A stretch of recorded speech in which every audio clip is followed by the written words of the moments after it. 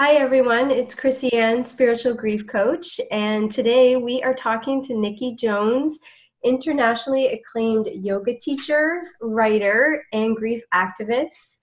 I love her because her mission is to help you find inner peace even through grieving, and I love her approach and want to share you, Nikki, with the world. So welcome. Thank And you. I would love for everybody to hear your story because Okay. your story is very heart opening. And when I read part of it on your website, it just really resonated. There's a lot of parallels in our lives. Since we have met, we're recognizing that. And I truly believe that people need to hear what you've gone through and your perspective on life now, because anybody who's gone through what you've gone through and to see life with such love right now is truly a transformation and amazing. So if you can share your story with us, that'd be awesome. Sure. I never know when to start, but I guess I'll start in the beginning. So when I was little, I was one of those pretty blessed kids that didn't ever have to deal with a major loss. There was, I lost some, my grandparents lost some siblings, and we had a neighbor pass away and things like that. Those were like my first rememberings of loss, and it was pushed, under the rug, and we weren't allowed to go to the funeral, or we weren't really allowed to talk about it, but we knew it was happening. My mom was really sensitive, and so was I. So I felt it in the house, and, I knew there was something hard going on, but there is no talking about it. So that's kind of, the beginning and my first memories of loss, and maybe how I learned how to grieve. That it was something that you didn't talk about and something that you swept under the rug and just kept going on with your day. And then in my early 20s, I lost a few friends to accidents. And then same thing, I wasn't taught how to grieve. I didn't know what to do. I didn't have any tools. And those ones, we just went to the funeral and ended up getting really drunk and never talking about it again, And then when I was 24, my boyfriend was diagnosed with cancer. And that came as a huge shock. He was 32 years old, and he was diagnosed with stage 4 liver cancer. So my life went from, being a 20-something university student. I was serving at restaurants and huge traveler. I was kind of adventurous and fun-loving and kind of, just like your average 20-year-old kid. And all of a sudden my life was turned upside down. I had to drop out of school and become his primary caregiver, along with his mom. It wasn't just me. She took a leave from work, and we basically took care of him. It was 6 months between the time he was diagnosed, and it was just kind of bad news after bad news. Every single appointment we went to, it was more and more bad news. So, the first one was you have cancer, and then the next one was, it's covering your whole, because at first it's like, okay, it's liver cancer. You can take out, you only need 30% of your liver to survive. And so then we were hopeful that he'd be able to get a resection. And then it was, okay, well, the cancer is covering the whole liver, so maybe you can get a transplant. And then it was, okay, well, you're not strong enough to get a transplant, so maybe we'll, and it just kept going like that. Bad news on top of bad news every single time we went to the doctor. But eventually, because there wasn't much they could do, they decided to try to do an emergency surgery. that was basically his last chance at life. They were going to open him up and see if there's anything they could do. If they could see from the inside if there was something inside that they could do. So he went into that surgery. We had to go over to Vancouver. We're from an island, and we had to go over to Vancouver to the big hospital and wait for the surgery. It was supposed to be emergency, so we went straight from the doctor's appointment with the specialist. We thought we were just going to a doctor's appointment, and he's like, "You need to go straight to the hospital right now." So we went straight to the hospital. It was like across the street, or like, a block away. You know how they're all kind of around the same area.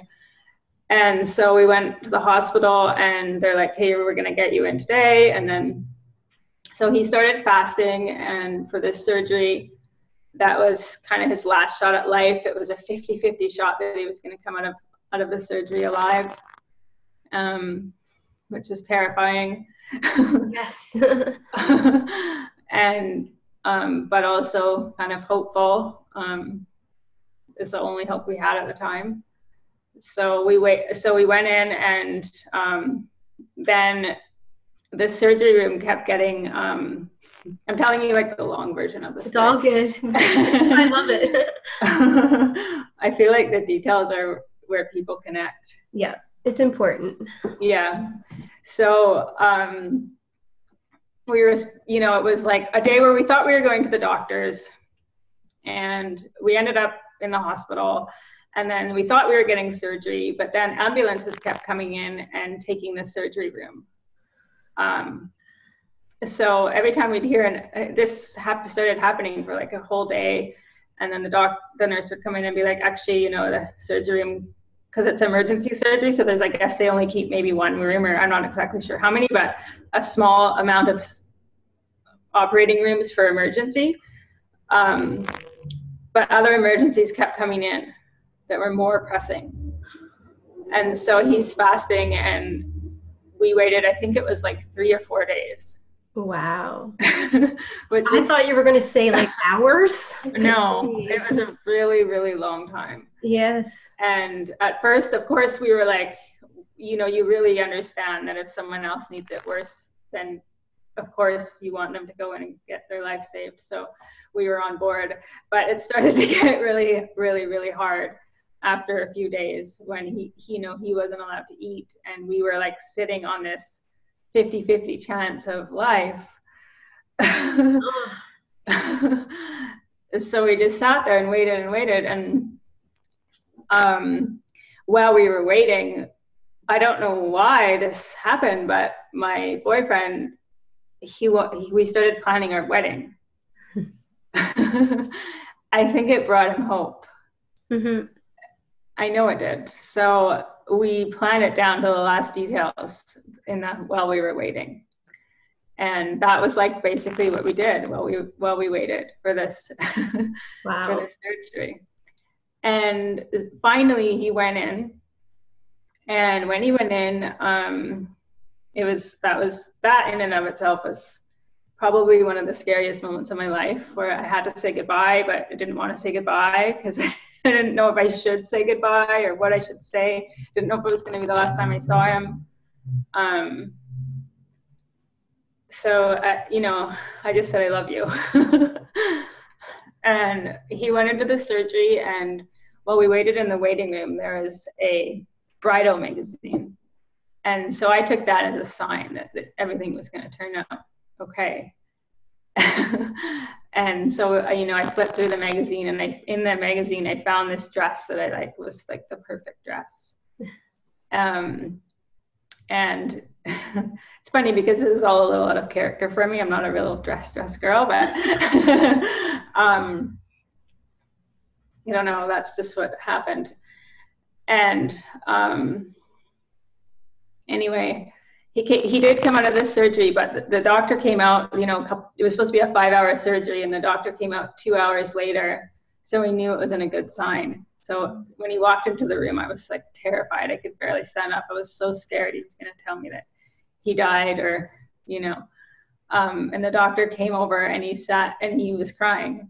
And I was like, oh my God, like, what is happening? And basically he said that there is nothing that they could do, that he's alive, but there's nothing that they can do, and that they made him more comfortable. They did some stuff with his liver that would make it not as painful, but that he wasn't going to live, or he didn't actually say he wasn't going to live. He said there's nothing else we can do.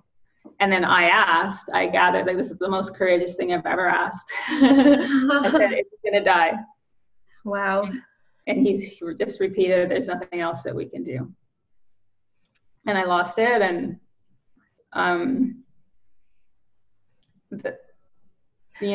I curled myself up in this little ball in the seat of the hospital. And my dad was there, and my stepmom, and my best friend, and his dad. His mom had gone home for a shower. And so then I had to call his mom and tell her. And then the doctor asked me to tell him. So, which is good. I'm glad it came from me, but it's hard to tell someone that. So actually, weirdly, this part of the story is kind of funny, actually. It was hard for me, but not for him, because he had so much drugs in him. So we went in, and finally they let us into the recovery room, and he was all hooked up to machines, and he looked like a child, and so skinny, and, just not himself, and just covered in tubes and everything. And when he finally kind of woke up, the first thing he said to me was, "So am I dying?" And he was laughing. Oh my goodness. Because he was he was on drugs. Yeah. So I was like, I took his hand and put my hand on it. He had really bony. He's really bony because he was, he had cancer. So I put my hand on his shoulder, and I was like, "Yes, you're dying." And the doctor said there's nothing else that they can do. And he was like, "Okay, whatever." And he didn't seem to didn't really register fully. Or so he just kept falling asleep, and every time he woke up, he'd say, "Did you tell me I was dying?" And so this kept happening. I had to tell him 15 times. Oh my. It wasn't just once. I had to tell him. I had to keep telling him, as though. And I felt like every time I told him, I had to do it as though it was the first time, because it's a sensitive subject. So I was like, again, take his hand, put my hand on his shoulder, look in his eyes. Yes. Oh my goodness. Nothing else he could do. So that kept happening. And then, actually, I want to say this. There's a few things that happened that day, and I wrote an article about this actually for Tiny Buddha, that have stuck with me for the rest of my life so far. And that is one of the times he came to. I'm going to say this first because this is funny. This will give you an idea of his personality. One of the times he came through, he started doing air guitar to AC/DC. And the entire recovery room, all the nurses and even other patients, everyone was in hysterics. He was just screaming at the top of his lungs, AC/DC. Which is amazing. That is awesome. So he really was trying to lighten the mood. He was really trying to make us and he was like that. He always wanted other people to be happy, and he was kind of a very charismatic and people person. And so he always was he's kind of the light of the room kind of guy.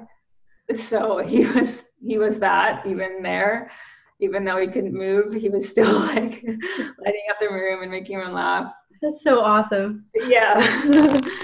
But the main thing that he said that day that has stuck with me is one of the times he came to,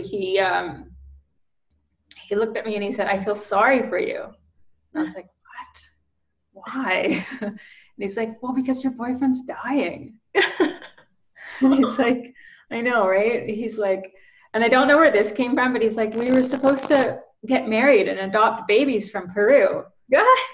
Which was really kind of random because I have always talked about adopting, but I had never specified Peru. So I don't know where that came from. That was like his secret wish that was never put to voice.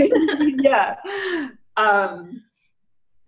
So anyway, he said that, and that has always stuck with me, that like, just like that compassion and empathy and like noticing of me and my feelings, even when he was in the worst time of his life, even when he's dying, just like the most important thing to him was caring for others. And it just made me it's always kind of stuck with me as like, if that's what you're thinking when you find out you're dying, then that's got to be really important. Yes, and the amount of love, right? Like, yeah. In your whole story, like I'm listening, and it's this tango of love and fear, right? Like this hope, this devastation, and like you guys live this huge roller coaster, this huge tango every day. That was a very tough 6 months. That's a lot in 6 months. So then that was actually that surgery was within a month or two. And then we went home. And we had the option to go home, go to hospice at the top floor of the hospital, or to go home. And so he decided to go home. So we went home and we got the necessary like drugs and things to help him feel more comfortable. And we did a ton of, as everyone does, research on alternative medicine. And that is where the bug came into my ear about natural medicine and alternative medicine and traditional therapies and Eastern medicine and all this. It was kind of my first inkling into that world. And so we did do a naturopathic therapy. We went to a Chinese doctor in Vancouver, and every single day we did this really expensive, really long treatment for a few months until he was again ready to leave Vancouver and go home to the island, where we continued the treatment with another doctor there that was like a mentor of the doctor in Vancouver. And the whole town from a small town, the whole town kind of banded together and did fundraising and paid for all of that. So It was like very, very expensive. I think it was like $500 or $1,000 a day, every day for months. So everyone in the town got together and everyone helped and paid for that for him. Such a love story, like all around, right? Like Yeah, he was a bartender, so he was well loved in the town. Everyone knew him. It was a small town, a bartender at the only nightclub in town. Yeah, so, your free therapist. Yeah, so everyone knew him and loved him. So everyone cared and came together to try and help. So we did that, and then it weirdly happened faster than we thought. One day his mom and I, breakfast. We all lived together, the three of us. He called us his girls. We took care of him. When he was sick, the three of us moved into her house. Like when we came back to the island, we moved into his mom's house to take care of him. And he made us breakfast in the morning. That afternoon, he said he needed to have alone time. He went upstairs to spend time in the bed, which was very rare. He didn't usually want alone time. His mom and I watched a movie, and then he asked us to come upstairs, and he wanted to talk to us. And this is like, I don't like to have regrets, and I like to forgive myself, and I do forgive myself, and it's not necessarily a regret, but this is, how do I say this? This is the one thing in my life, or one of the things in my life, where I wish it had been different. Mm-hmm. He asked us to talk to him, and I couldn't listen. We sat down, and I knew what he was going to say, and I couldn't hear it, and I just kept having to leave the room. And every time he tried to talk, I would say, I'll be right back, and I kept having to leave the room. I was a kid. I was 24 years old, so I definitely forgive myself. But I do wish that I do wish I could have held that space for him, and I do wish that I could have heard what he had to say. And as you said that, I know you can't see behind you, but as you said that, a bird left the tree behind you. Yeah. And I also am, what came to me when you were saying I had to leave the room, isn't that your teachings you were talking about on how to deal with grief? Mm-hmm. Right? Mm-hmm. We resort to what we know. Yeah. Right? And and I had this silly notion, and it's not silly, I'm not judging myself or anyone else who has done this in the past, but I really felt like I didn't want to cry in front of him. Mm-hmm. I wanted to be strong for him, because I felt like it was his battle, and he was the one going through something hard, and then I needed to be the strong one. And so I never wanted to cry in front of him. I would cry in the shower, because I was always with him, and the only time I felt that it was safe to cry was in the shower, which even then I had to have the door open because he was sick and he would often need the bathroom.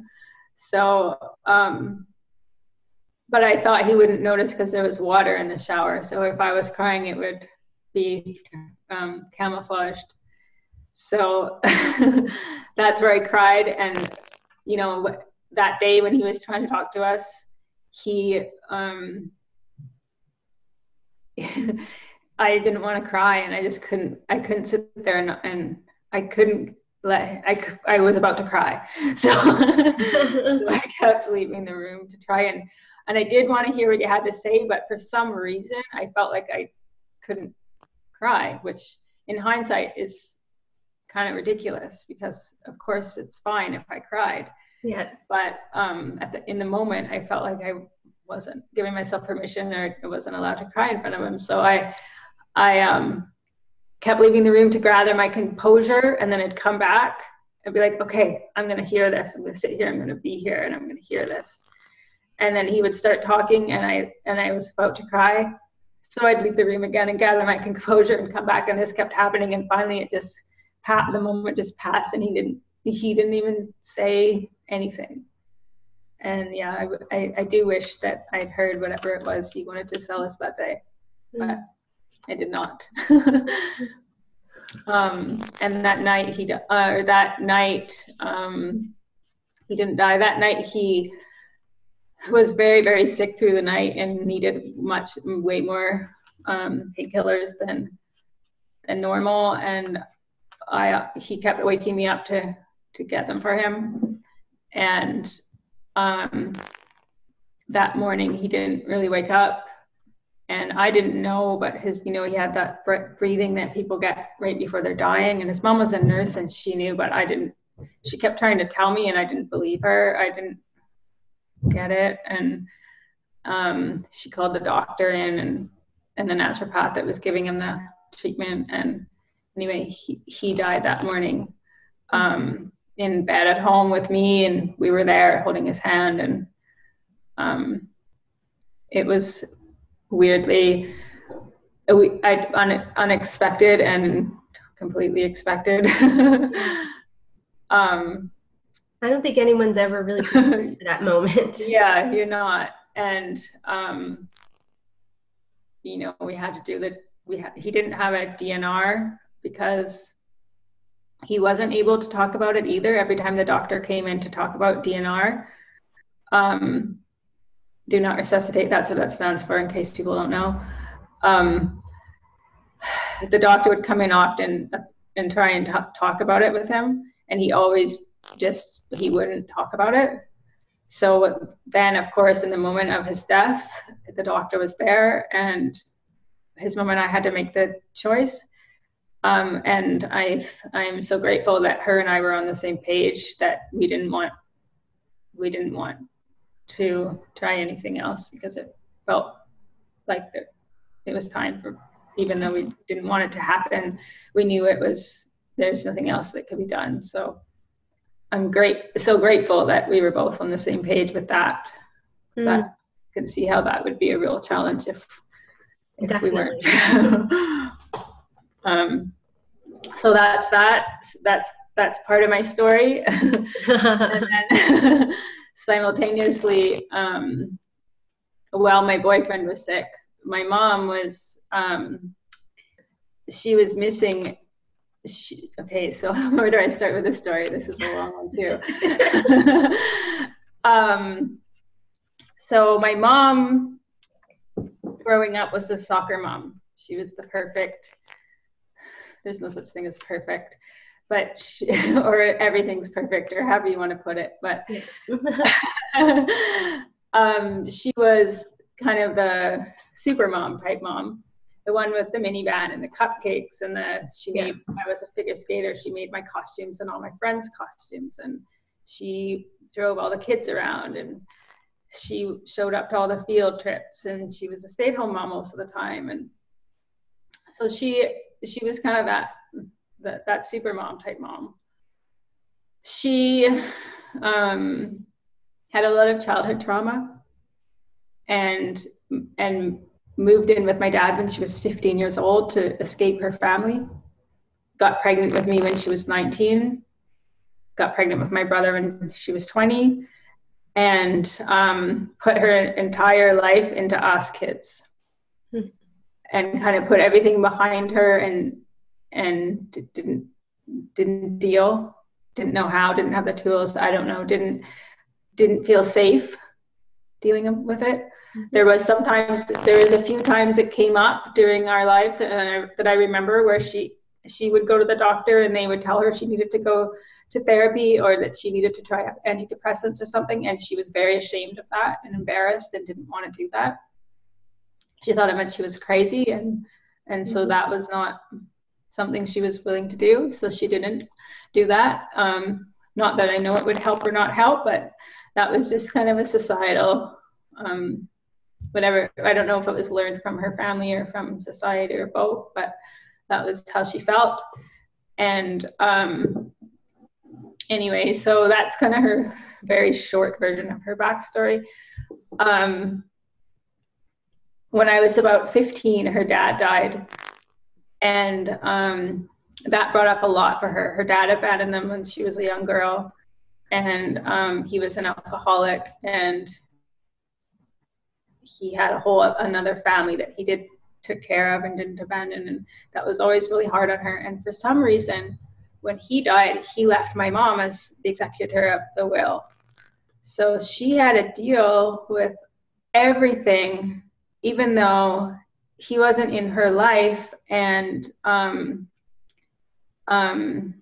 he had this whole other family and children that actually were, a part of his life. So she had to deal with that with these other children. Like, she was the one that had to legally make the decisions for these children that she did. They were adults at the time, they were all in their 30s at the time, but that she didn't know really. And so that brought up a whole bunch of stuff for her. And she started drinking. I think she was probably already drinking.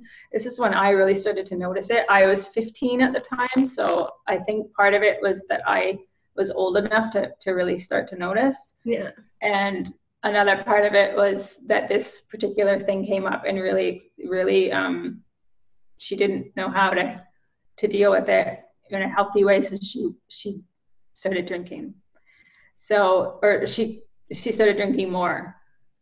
So by the time I was, in grade 12 or something, she was like an actual alcoholic. Like, she was a functioning alcoholic, but by the time I was in grade 12 or so, she was doing things that were embarrassing in front of my friends and stuff, where it was like, it wasn't just this, she drank at night. It was like, it was actually getting in the way of her life and our relationship and stuff. So, blah, blah, blah. where do I Where do you go from there? Yeah, right. Regardless of that, we continued and we stayed really close, and I was always close with my mom. And she left my dad when I was, I think, about 22, and tried to go to rehab, try to heal. But in her words, the people there were worse than her. So she wasn't willing to admit that give herself the permission or space that like her problems and her past mattered. Mm-hmm. And that other people, maybe it seems like their past is worse, but she mattered too, but she didn't think so. So at least that's how I perceived it. She left rehab saying that she didn't kind of fit in there and that everyone else had worse problems than her and she was fine. Yeah, and doesn't that happen a lot, comparing our stories, our grief, and finding one that's worse than ours so that we can say no to healing or no to paying attention to it? Yeah. Very familiar. Yeah. So she left, and she ended up going to Costa Rica traveling, which seemed in theory like a good idea, but she ended up dating this man who was addicted to crack cocaine, and who got her addicted to, or I shouldn't say he got her because we have our own choices, but she started using crack cocaine. Yeah. And so that was a huge surprise to me, because this was my soccer mom who I couldn't even imagine her like smoking a crack pipe. And yet when I went to so back up. So all this was happening while my boyfriend was sick. Oh my goodness. So maybe not the same time. Oh my Lord. So my mom went missing in Costa Rica. And when my boyfriend was sick, she was missing. And so that day, this is a memory that stands out really strong in my mind. This is where maybe a lot of my abandonment issues stem from. That day when I had to tell my boyfriend that he was sick, that he was dying, I was sitting in the corridor of the hospital waiting for them to let us into the recovery room, and we were like behind the scenes in the hospital, like in the OR. So there's all these doctors running past us with like gurneys and like people dying, like trying to get them to the OR as fast as they can. And his mom and I were just sitting there waiting. And all I could think about in that moment was how much I wanted my mom. And I had no idea where she was. And anyway, I don't know why I'm telling you that, but that's a big deal. that was a big moment in my life, a big like disappointing and sad moment in my life that I still think about a lot. So she was missing then, and eventually she called my brother, and he got mad at her and yelled at him and said, "You have to call Nikki." And so she called me, and that's when he was sick, and I told her he was sick, and she was high on something. She was talking very, very, very fast. I think she probably had to psych herself up for the call, because it's a really hard call to have to make. So I'm proud of her, and I do acknowledge that she did make the call when she was in that state of her life, and having to deal with her own stuff, and she calls home and she finds this out, and then she has to make that call, and that's a hard call to make, and she did it. So I do acknowledge that. And so she made the call, and I told her that he was sick and dying, and she did give me a number to call her on, her drug dealer. I found out later it was her drug dealer's number. He had a cell phone because he was a drug dealer. So this was like back in the day, like this was like in 2004. So cell phones in Costa Rica weren't a huge thing, you know. So anyway, the drug dealers did have them. So when he died, I was able to call her and tell her, and a month later, a month later, I went down to Costa Rica, because as soon as he died, I was like, okay, well, that, you know, I'm done with that. Well, not done with that, but like, I don't have to take care of him anymore. Now I have to go and check on my mom and see what's happening with her. On to the next. That was the next big thing. So I did, and my best friend and I, we traveled down to Costa Rica to check on my mom. And it was twofold. It was one, because I wanted to check on my mom because I knew she was not doing well. And two, because I needed my mom. Really needed my mom. So when I got there, I realized very quickly that I wasn't going to get my mom. She was really sick and, you know, living this life that was really unexpected. She had a little cabin, but almost homeless. She had blown through like 80 grand of her money on drugs, which I can't even imagine doing in such a short time in a country where it's not very expensive to buy drugs. So I just still can't even imagine where it all went, but it did. And so she was kind of eating food from like the back of a restaurant and doing a lot of drugs, and, you know,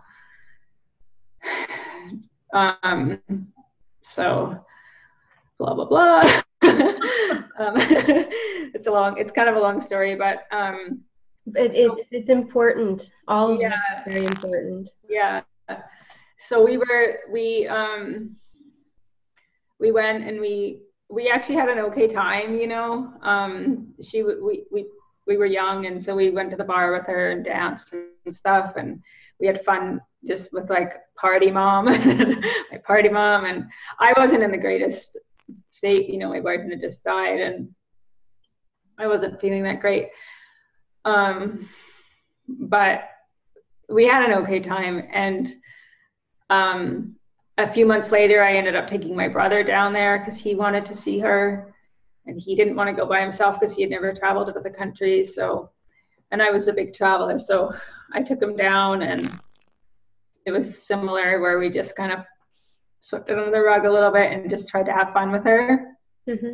Instead of, like, I don't know, I'm glad that that's what we did, because we did have fun with her, and instead of fighting her or whatever, I don't know.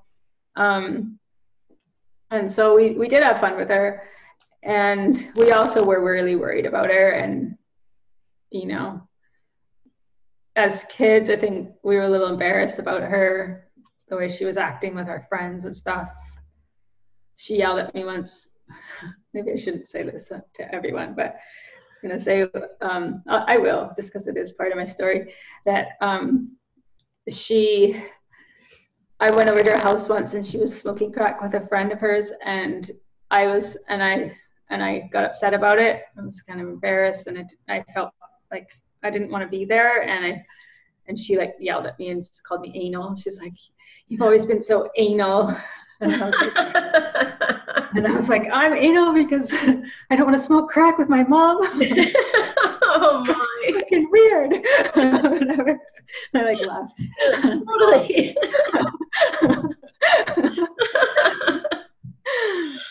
And so I was like, that really, like, I was like, oh my God, like something is, you know, this is weird. And it must have felt kind of like the Twilight Zone in that moment, right? It was so weird, because she was like my super mom, who like never would have smoked crack and never would have wanted me to, especially wouldn't have wanted me to, not let alone offering it to me and then getting mad at me for not taking it.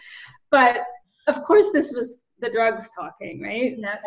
And this was her just wanting to be accepted and belong, and wanted, you know, and wanted love and support and or whatever. And that was, you know, my line, my boundary of like, this is not something I'm going to do. So, so I didn't, I went home, I left and I went home to my hotel. And, anyway, I don't know, that's kind of a total aside, but, anyway, so my brother and I went home, and a couple of months later, we got a call from her drug dealer again, who had, we were in contact with each other. We became friends when I was there. He was actually a really, really nice guy. And I'm really grateful for him because he was actually in a lot of ways really, really helpful for my mom, other than the fact that he gave her drugs. He also gave her love and support and kindness and acceptance. And he was actually a really nice person. So he called me and said that the police had picked her up. And anyway, this is a long story. I ended up having to be back and forth with the Canadian Embassy trying to find her. And I was so grateful for him in that time because he was my only contact in Costa Rica and the Canadian Embassy as well. And he was instrumental in finding her a couple weeks later in jail, Costa Rican jail. Wow. And he was the one who got her out and paid for a lawyer and took her in his car and literally drove her to the airport. And I asked him to stay with her until she got on the airplane because I thought she was going to run. And he did. And he got her on the plane and he got her home. Wow. And so I picked her up in Vancouver and she was just not even my mom. You know, my mom was this very proud and beautiful woman who loved beauty and things. And, you know, she liked to dress a beautiful way and have her hair a beautiful way. And, you know, she came off the airplane in like dirty and holey clothes and dirty and matted hair. And just like, she was hunched over, doubled over in pain and thinks she was having withdrawals. She was shaking and shivering and just not good. And so she got off the plane and I got her home and she even found a place to live and she got a job and she seemed to be like, she was doing okay, but she started taking painkillers, like prescription medicine. Yeah. And so she got prescribed that for pain she was having, gallbladder issues or something, gallstones or something. And anyway, I got a call, I don't know, I had just started school again because I dropped out when my boyfriend was sick. Yeah. And I had just started again. I was in like my first classes and I got a call from her roommate that she hadn't been home in a couple of days. And I kind of blew it off a little bit. I was like, she goes missing, you know. That's what she does now. Things she does, like, but then it became a few more days. And I started to worry so I called the police and the police came over and they did the same thing. Oh, she's addicted to drugs, she's missing, she's been missing before or whatever. Yeah. You know, this is the normal, we'll keep an eye out for her, but like, we're not going to try much, you know, she'll come back. There'll be a little search party today. Yeah. So the next day after that happened, someone found her backpack on the beach. And so then the police called me and told me that. And then I knew. And I already knew. I think when I called the police, when I made the choice to call the police is when I knew. Yeah. And so they found her backpack on the beach. And so then the real search party did start. And it was a big thing. It was all over the news. I felt like I was on like Law and Order or something. It's all over the news. It was airplanes and everything, searching, and everywhere everyone was talking about it. My phone was ringing off the hook because everyone was hearing about it on the news, and my face was on the news, you know, my statement and all that. And so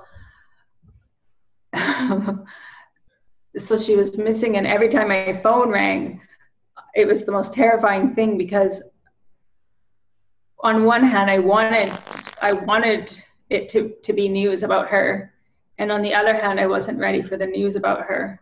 Mm-hmm. So I just I would answer it, but I was scared. Every single time it rang, I was so scared. And more and more news kept coming in. Little things kept finding. Oh, we found her pants, we found her shoes. And when they found her pants, that was like so scary to me, because I thought that maybe there would be some kind of foul play or something. Like, why are her pants there? Mm-hmm. And that's what they were also looking for as well in the beginning, because they have to treat every case like that. That's just the way they do it. And so then it became more, they kept finding more things, and it started getting more and more scary. And eventually, and I am thankful for this, a kayaker who I often think about found her body in the ocean. And I'm so grateful that they found her, because I know a lot of people don't find the person, and how you might always live with the wonder. Yeah. The wonder with a little bit of hope. Yeah, a little bit of hope. Yeah. And so I'm glad that we're grateful, and because it's the ocean, we're lucky that they found her. Mm. And they said that it was probably a suicide. It seemed as though it was a suicide. There was a bottle of booze and a bottle of pills there.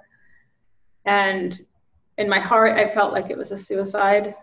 There are other people in my family who don't think that.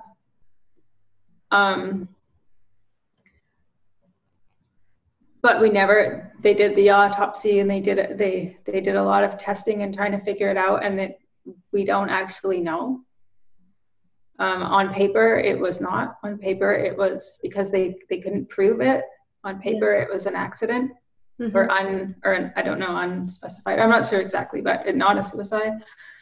So then I had to come to terms with the fact that my mom had died, that maybe she had committed suicide. I had to be okay with the fact that she died. I had to be okay with the fact that it was a suicide. I had to be okay if it was an accident. You know, so there was all these different griefs I had to do.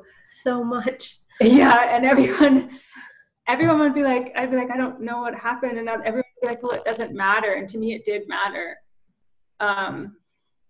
Because it's a completely different thing. If my mom chose to leave this world,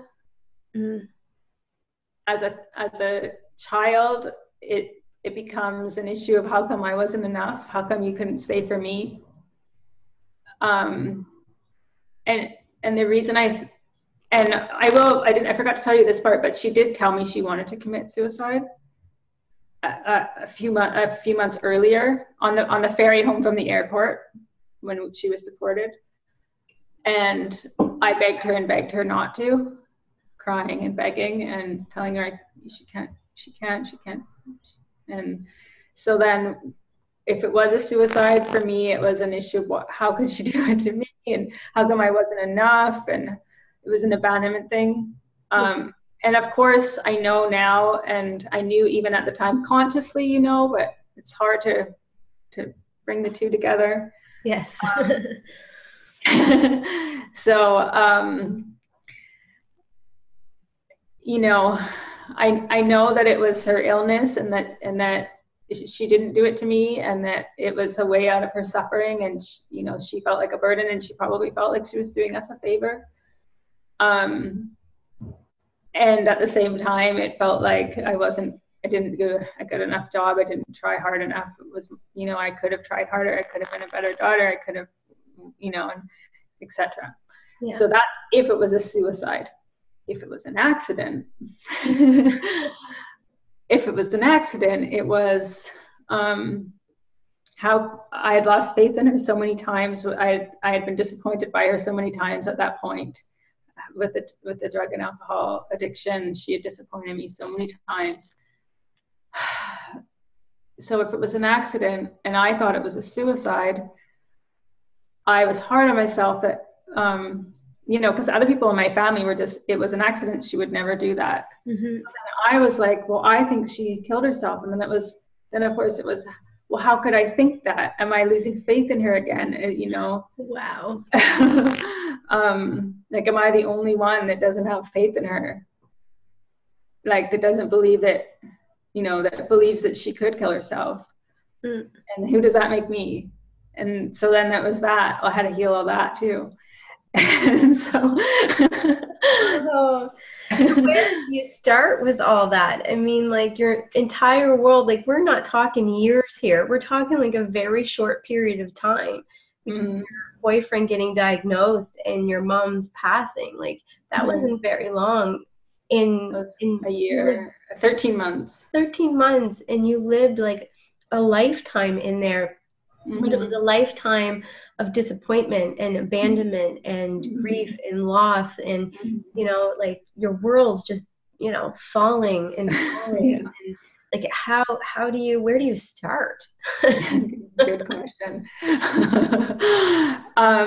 In the beginning, when my mom died, I wasn't even ready to start grieving her. I was still crying myself to sleep every single night, grieving the loss of my boyfriend. And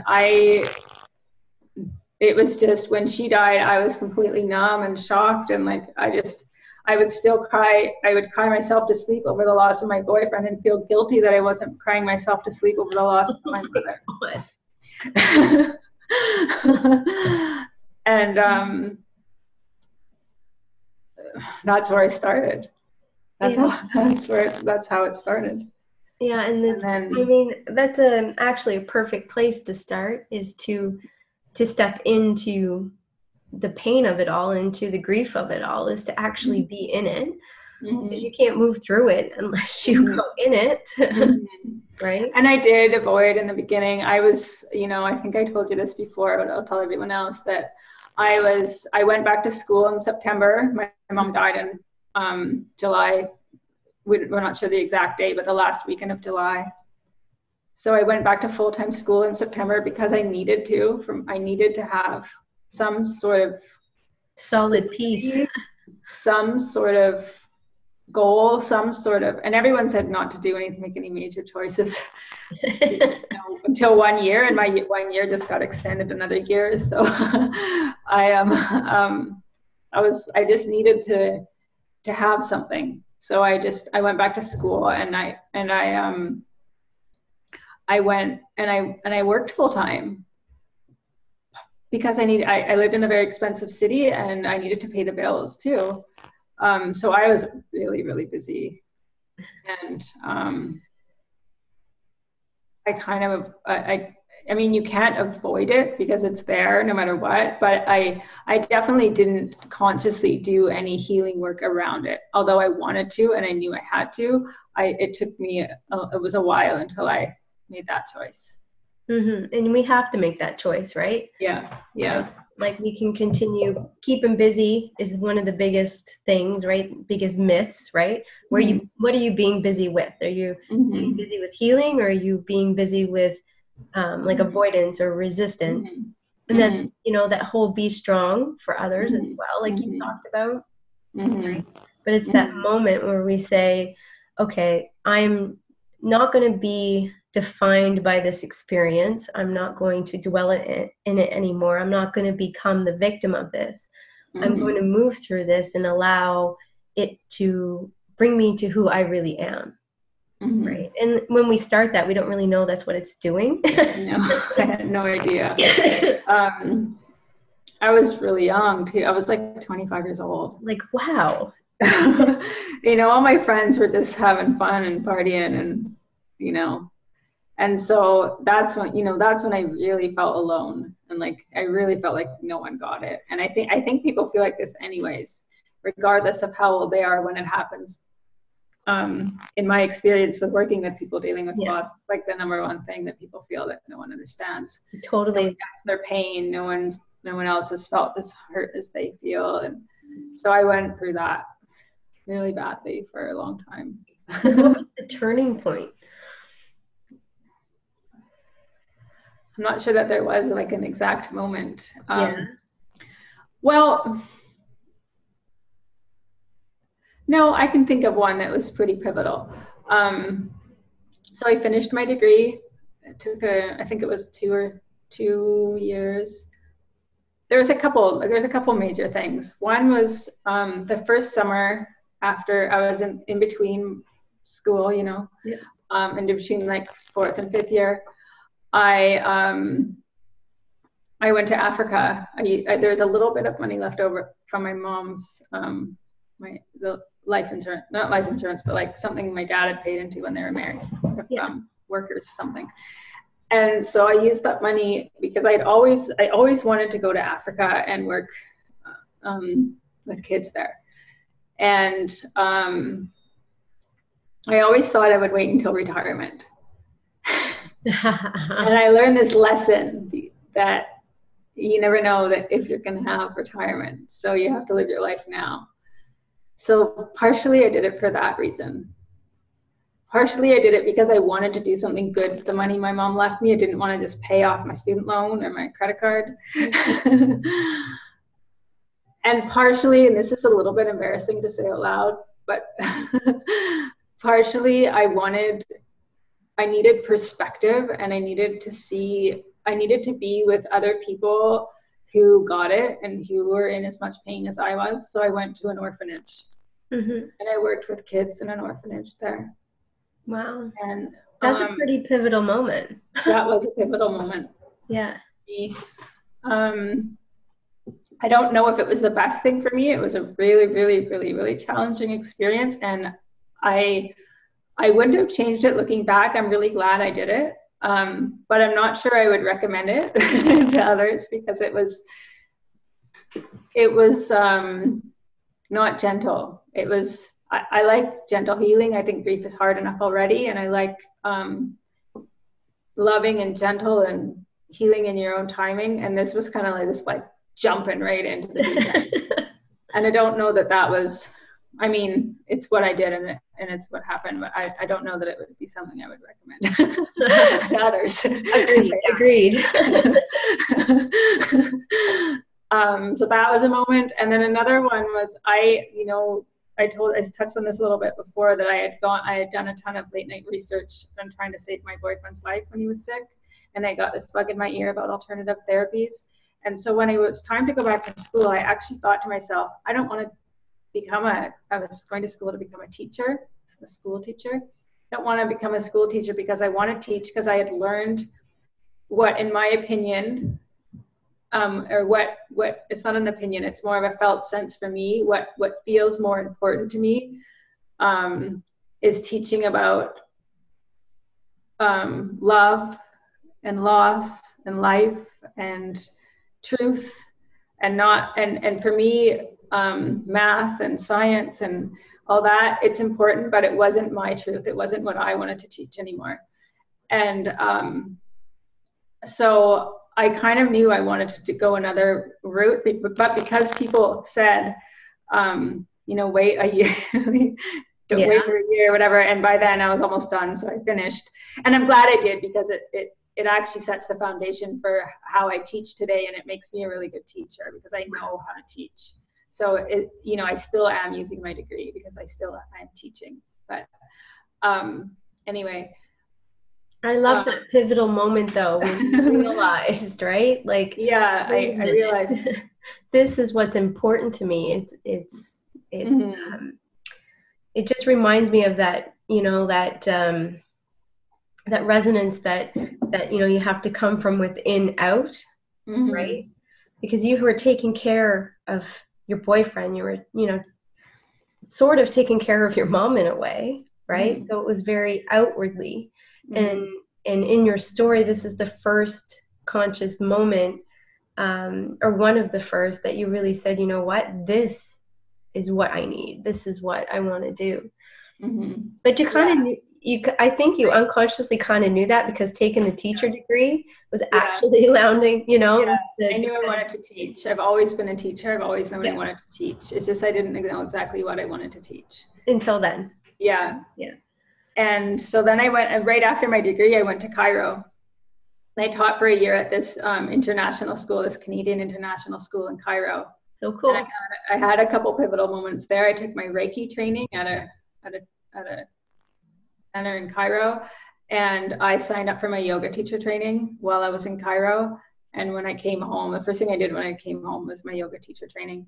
I learned while I was in Cairo. I had a very amazing yoga teacher that really inspired me and really, started my healing journey and started making me realize how much yoga would be helpful for me along my healing path. So those are kind of my main main things. And I love how, like, you found these and recognized these alternative ways, which was kind of a bug, like you said, that came into your ear when you were researching for your boyfriend. Like, I truly believe along the way, before it's time, everything shows up that you need. And I was sharing my story last night with a group of women, and I realized that, like, the 3 years leading up to the stillbirth of my son, all these tools I was getting, and it was almost like I was being, like, groomed for what was coming. And then, except for yours, kind of went the opposite. Let's just take the floor from underneath you, and then we'll give you what you need, right? But it all shows up. And I would love for you to talk more about the yoga, because that's your main thing, right? Like, when I go through your website, there's just so many freebies that you give of breathing and yoga, and your website's all about nurturing you through grief. And I know that yoga can be very nurturing. So I'd like you to kind of expand on that. So I talk about nurturing because I want to use a word that portrays gentleness, support, lovingness. I think that grief is hard enough already, and you'll hear me say that so many times, because grief is just so hard, and why would we want to make it harder with our healing? Why can't, it is my intention always to make it a more loving, more gentle, and it's not to bypass, and it's not to not go into the pain, but it's to do so in a way that is soft. So what I love the most about yoga is that it honors the real intention behind yoga is to honor our entire truth, meaning our darkness and our light, our grief and our joy. And it's to bring together those, to integrate those as part of our wholeness. So to see our whole being as, to see grief as just as important as our joy. It's just as an important piece to our wholeness. So to honor and allow and acknowledge our grief as just as important is I love kind that. And it's so true. It's so true. It's just as important as our joy. Not that we have to keep our grief because it's important. Don't hold on to it because it's important. But it's important to move through. It's important to acknowledge, right?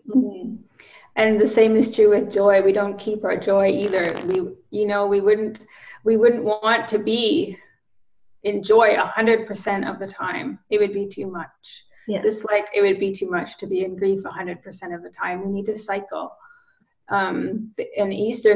The Eastern kind of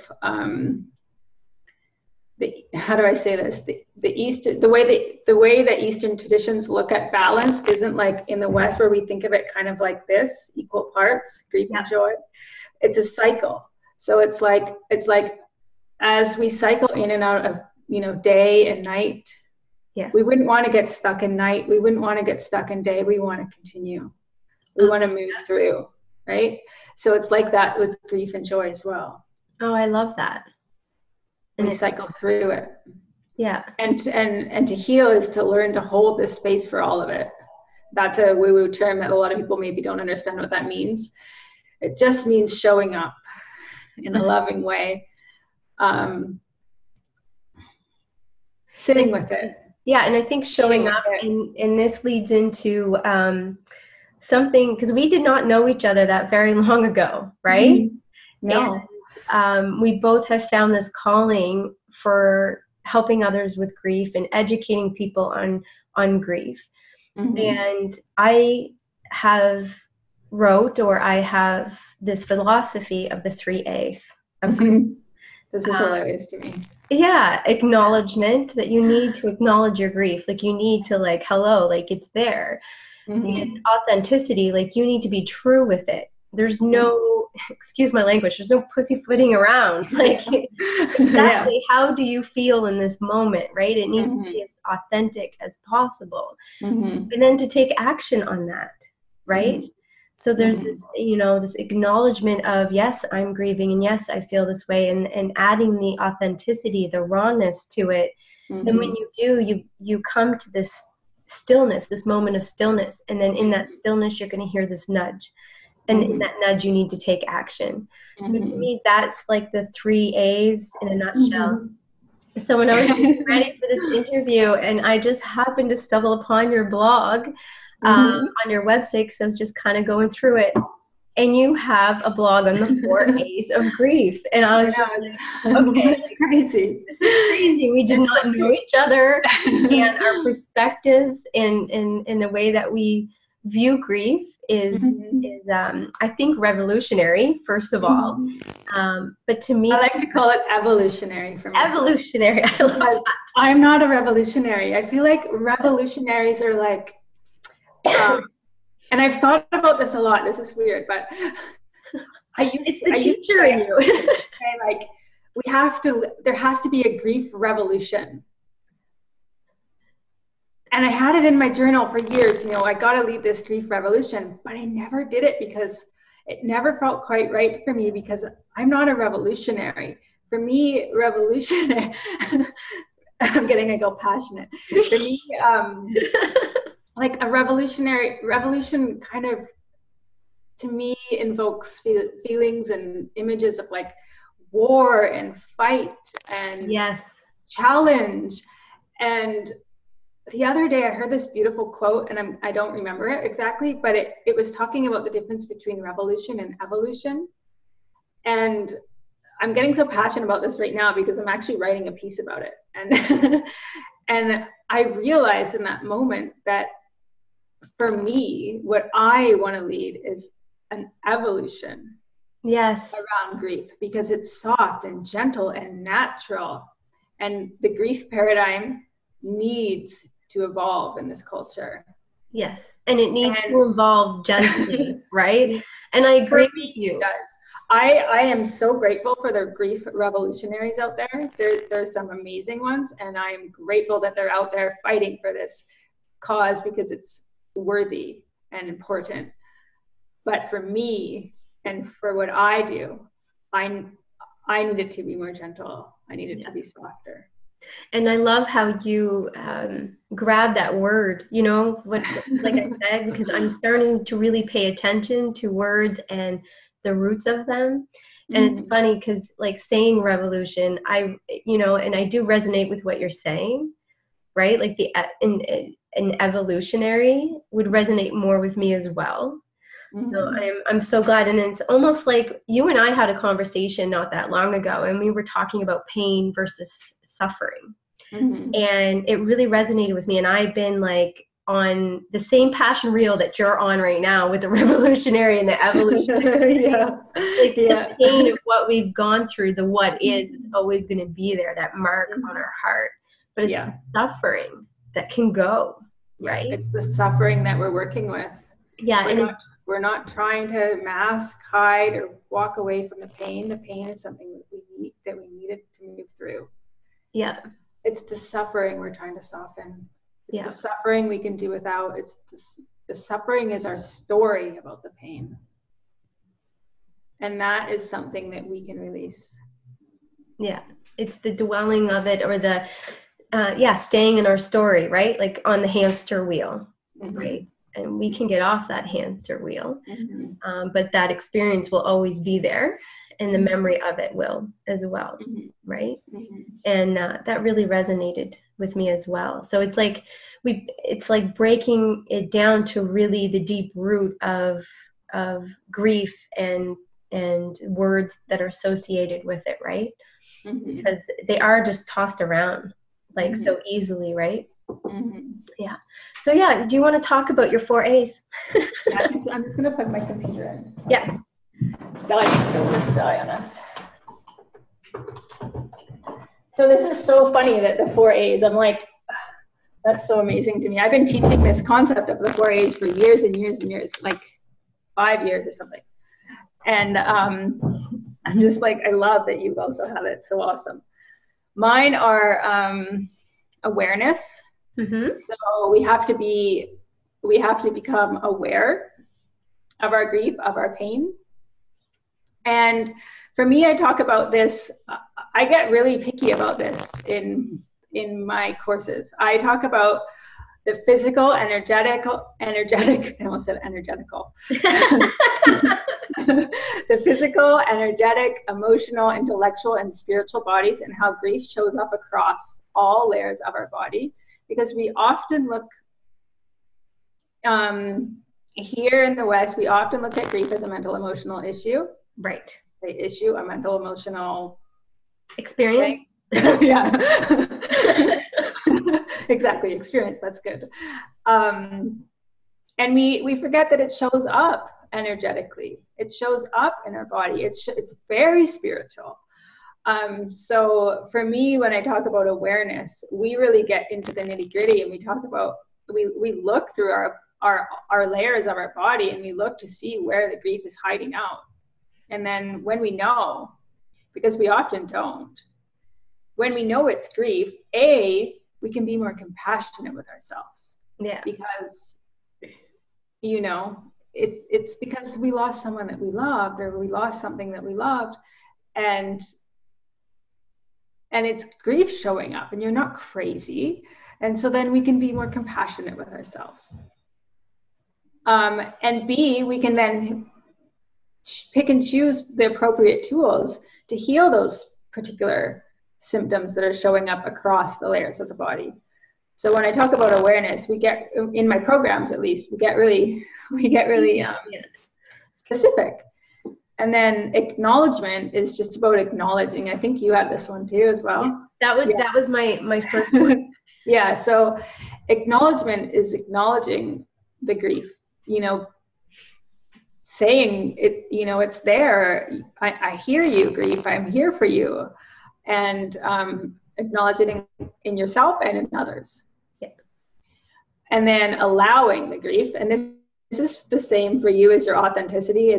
I should, just a little aside, my previous tagline for my business was grieve authentically.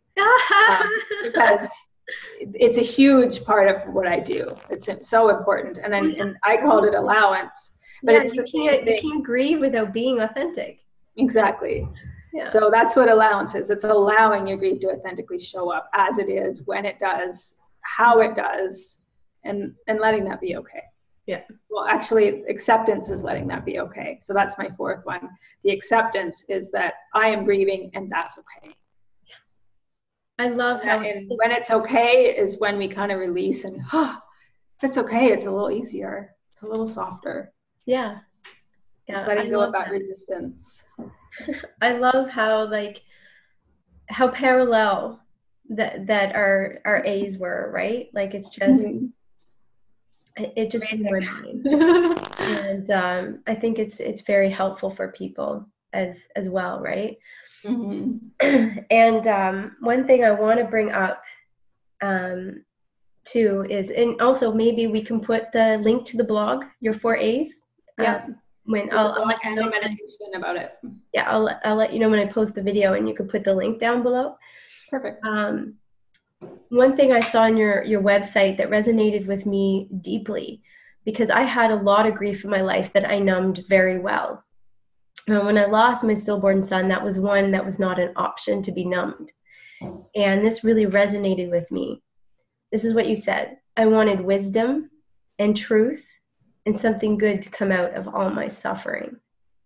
Mm-hmm. Like that there is just, in a nutshell, why I face my grief, Mm-hmm. right? Mm-hmm. Mm-hmm. Yeah. And you might not have known that right away. I doubt it.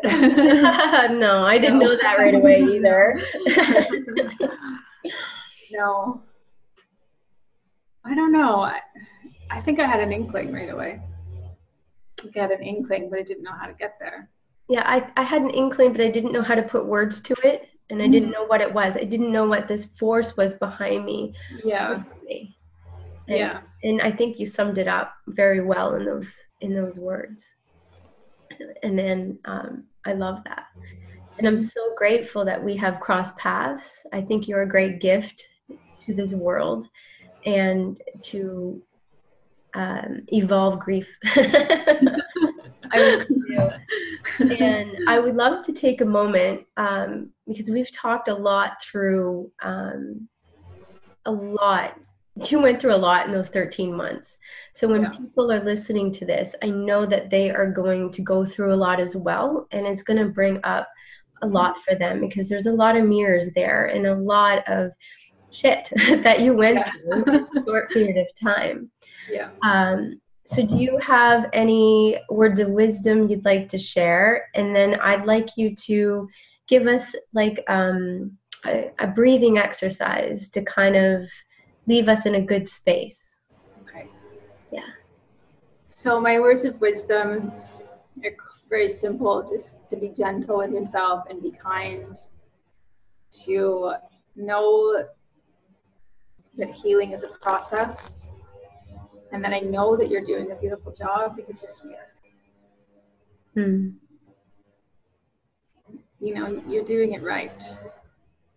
And yeah, just I love it. And you're doing it right because you're here. And it's so true. If someone's watching this video, then they're on the right path.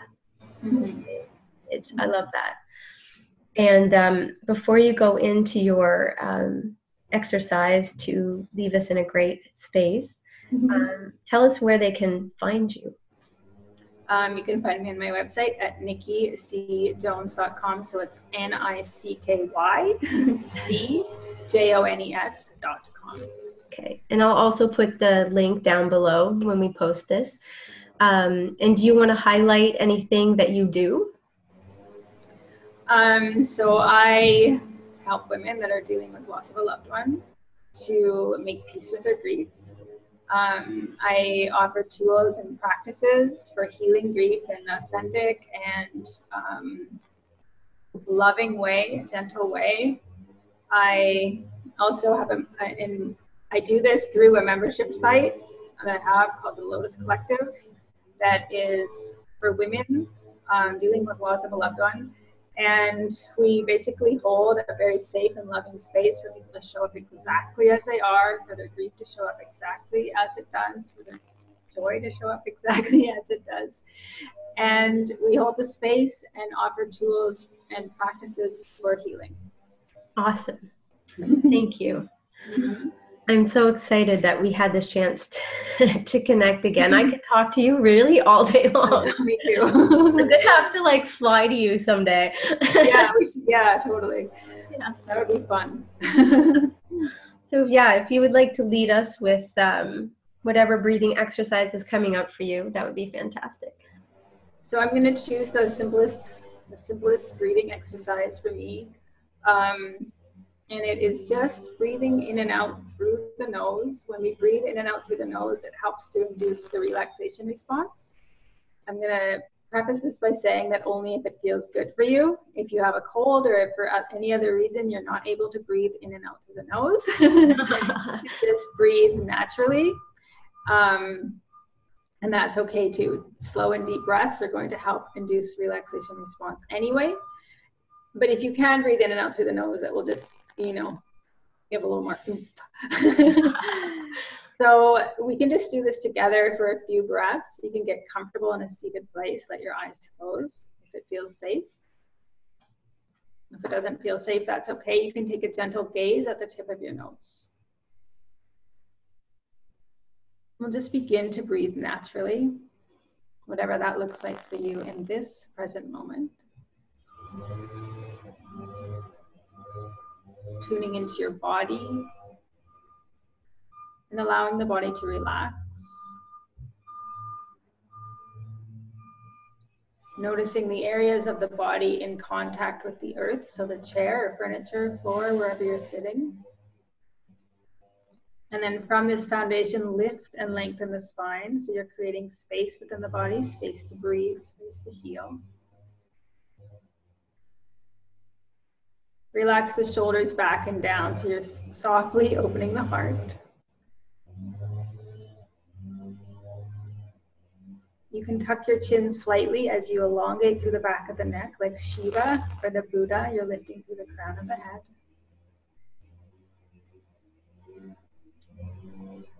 And then you can let your hands rest gently against your legs with the palms facing down, so you're grounding.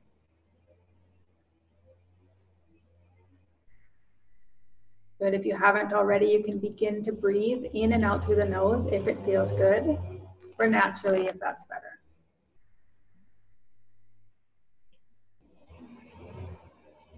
Take the breath all the way down to the bottom of the belly, allowing the belly to inflate as you inhale and deflate as you exhale.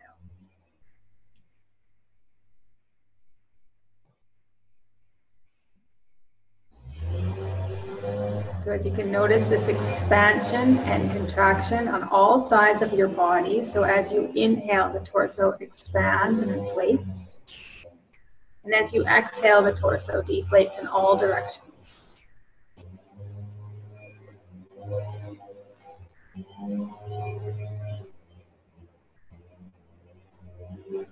Good. Slow and deep breaths. In and out through the nose if that's good. Or naturally if that's better.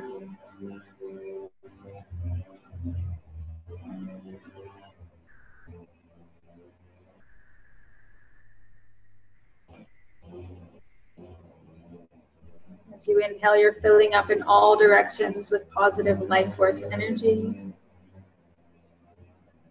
And as you exhale, you're releasing anything no longer of service, and you don't have to think about this. Just allow it to happen naturally. Inhale, expand. And exhale, let go.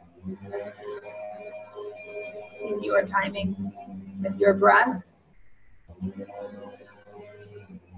just sit silently and breathe.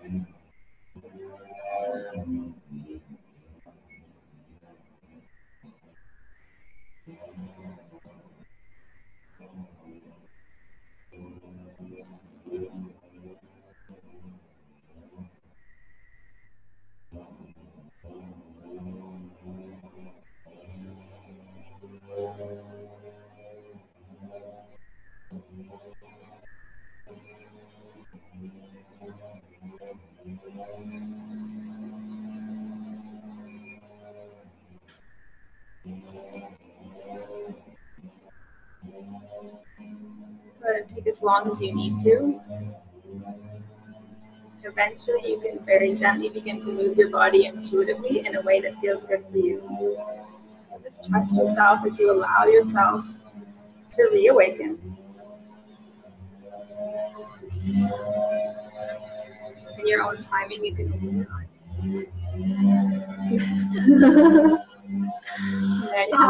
I love it. I feel so good now. And as I was doing that, I know there's something funky going on in your background too, but it's all good. Yeah, I know. I'm sorry. The gardener is here. It's all good. It kind of went with our breath. It was kind of, but like I just wanted to close with the importance of breath, right? Like you finding Reiki and yoga really connected you to breath and how it actually moves through our body, because grief is a full body experience. Yeah. And breath is so key, and we discount it. We don't know how to use it properly. We don't know how healing it is until we actually give it a try, right? Give it a go. And like we just experienced, it's so expansive to the body. And I know everybody who took the time to do this exercise with us feels calmer, feels more at peace. And it is as simple as that, right? I want to say that the ancient yogis and yoginis believed that disease or dis-ease shows up first in the energetic layer of the body, and this is the breath layer. So our deepest healing, we can infer from that our deepest healing can come from the breath. Right. And I truly believe that from experience. Like, I know, because that's exactly. And that's exactly, like, I love talking about, yogic science has been around for thousands and thousands of years. So we know that there is some really, really great experiential evidence and all that it's continued to stay around and continue to be this medicine. But the most important thing is to feel it for yourself and see how it works for you. Exactly. Yeah. Thank you so much, Nikki. Thank you so much. We're going to talk again. Yeah, we are. Yeah, we are. We're going to have more of these conversations, because grief is there's so many like matrices. It's so deep, and there's so much to talk about, right? Mm-hmm. So we will be talking again. For sure. And if anybody wants to leave questions, please leave them below. And also, I will put both our websites so they can find us if they want to reach out privately. Sound awesome. Good? Sounds great. Awesome. Everybody have a great day. Bye. Bye.